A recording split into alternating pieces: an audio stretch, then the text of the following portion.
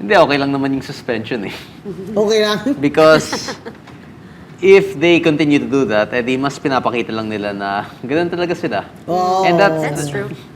we can no longer expect anything from Congress, lalo na ngayon na sobrang laki na ng corruption sa, not just within Congress, but within the Philippine government. And At sa second suspension mo, talagang ang taong bayan na parang, ano ba yan? Sige, ay pangatlo. Gawin nyo na kaya.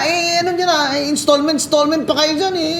Lump sum nyo na. Grabe kayo. Hindi ba kayo nagbabasa? Ganzon, Rodolfo Ganzon versus Court of Appeals. Where the Supreme Court ruled that you cannot kasi sinuspend sila Mayor Ganson, hindi Guanzon, ni Secretary of DILG Santos doon under Cory. Sinabi ng Supreme Court, mali kayo, ikaw ang Court of Appeals, mali ka. Dahil hindi pwedeng successive suspension. Palagay mo ko, Kiko, yung disclosure ng 18 na Marines, is it probably true or you don't give it credence? well, coincides with yung sa sinabi ni Orly Cutesa and regarding sa sinabi ni Zaldico. So, if any of those are true, then the others would have some truth to them as well. And actually, surprised ako na supporters kayo ni Senator Ping Lacson dati. Since ako, even during 2025, hindi ako masyadong, well, even during 2022, hindi kami masyadong pro-Lacson kasi kilala namin siya sa Cavite. Okay. Even you're during from the Cavite. 2022 elections, Yeah. hindi naman siya malakas dun sa Cavite when At he ran for Cavite ba yan? president. Cavite. Silang Laboy eh. Hindi ko nga alam na taga Cavite yan. Cavite. So at least ngayon, kilala niyo na si Lacson. Yeah. Well, nakakalungkot kasi I'm expecting more sa mga retirees, yung mga magre-retire na mga political na supposedly nagkaroon ng kapangalan. Mabuti or masama. Parang mas gusto pang mag-retire ng mas masama ang reputasyon. Pinakita niya dito na talagang nag-ano siya, pinaprotect niya talaga si Martin. Nung hindi niya talaga hindi niya ni-require na humarap doon. Sabi niya, interparliamentary courtesy. Yung sinasabi ni Senator Marcoleta, ay kung ako, hindi ko gagamitin yung interparliamentary courtesy dahil sa massive ang korupsyon. Yes, correct. Na dapat ay ating susuriin. Diba? Pero Yeah. it looks like politika lang talaga. Pati sa Blue Ribbon Committee ay politika ang naghahari dyan kung bakit si Senator Ping Lacson ay ayaw niyang magpatawag nung 18 na yan. Kung ayaw mo pumapatawag ng 18, kahit na mamili ka na lang ilan sa 18, yan na lang po ang inyong ipatawag. Kasi alangan naman, tingnan nyo kung aling affidavit dyan ng palagay nyo ay very, specific, ipatawag nyo. Para naman mapatunayan na ang Blue Ribbon Committee ay hindi po bias at walang pinagtatakpan. Kasi ang problema talaga ng administrasyon ng BBM na ito ay dahil sa walang nananagot at walang nananagot dahil siya ang tinuturo na mastermind. At saka yung dito is kung sino pa, wag na tayong lumayo, kung sino pa yung may lakas ng loob manindigan at tumayo para sa kanyang Kong bayan, Kiko, di ba?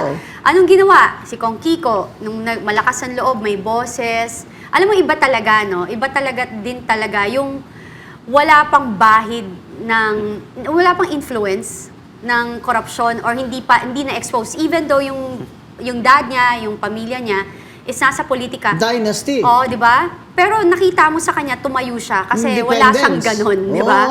He doesn't care. Until now, I heard nga, he doesn't really care. Because you stand for what is right. And that's very important. And imagine, ilang taong ka na, Kong Kiko? 27. Imagine, a 27-year-old compared to you guys na nandyan for the longest time sa Kongreso, my goodness, ano na lang ang record nyo compare naman sa kanya. Sasabihin nyo, meow-meow lang ang alam.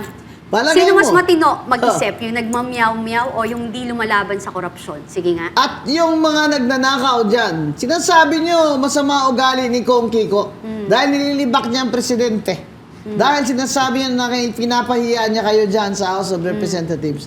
Eh sa dami naman ninyong mga kurakot dyan, at saka yung iba sa inyo dyan, may mga kabit pa, eh dapat may konsensya naman kayo na kayo mismo, eh huwag na kayong bumoto sana kontra sa suspension ng mga ganitong Congressman Kiko Barsaga na ang sinabi lang naman niya ay Katotohanan. oo, at freedom of speech. We defend his right to freedom of speech. Anong palagay mo, Kong Kiko? Anong masasabi mo dyan? Hindi, okay lang naman yung suspension eh.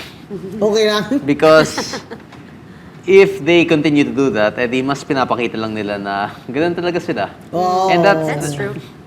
we can no longer expect anything from Congress, lalo na ngayon na sobrang laki na ng corruption sa, not just within Congress, but within the Philippine government. And At sa second suspension mo, talagang ang taong bayan ay na parang, ano ba yan? Sige, ay pangatlo. Gawin nyo na kaya. Ano nyo na, installment pa kayo dyan. Lump sum nyo na. Grabe kayo. Hindi ba kayo nagbabasa? Ganzon, Rodolfo Ganzon versus Court of Appeals. Where the Supreme Court ruled that you cannot kasi sinuspend sila Mayor Ganson, hindi Guanzon, ni Secretary of DILG Santos doon under Cory. Sinabi ng Supreme Court, mali kayo, ikaw ang Court of Appeals, mali ka. Dahil hindi pwedeng successive suspension because you will then defeat or deprive the elected official of they will deprive the people, the will of the people. You will negate the will of the people. Rodolfo Ganzon versus Court of Appeals. Pinagmamalaki ko po yung tinuturo sa local government code na subject ko. By the way, I have a textbook in local government code in UP. Dahil yung RTC judge dyan ay si Judge Sixto Rojas Guanzon, ang tatay ko. Na tini-RO niya, si Secretary ng DILG. Nung sa pangalawang suspension, ay isususpend na naman, tini-RO ni Judge Guanzon ang Secretary of DILG saying, you cannot do that successively.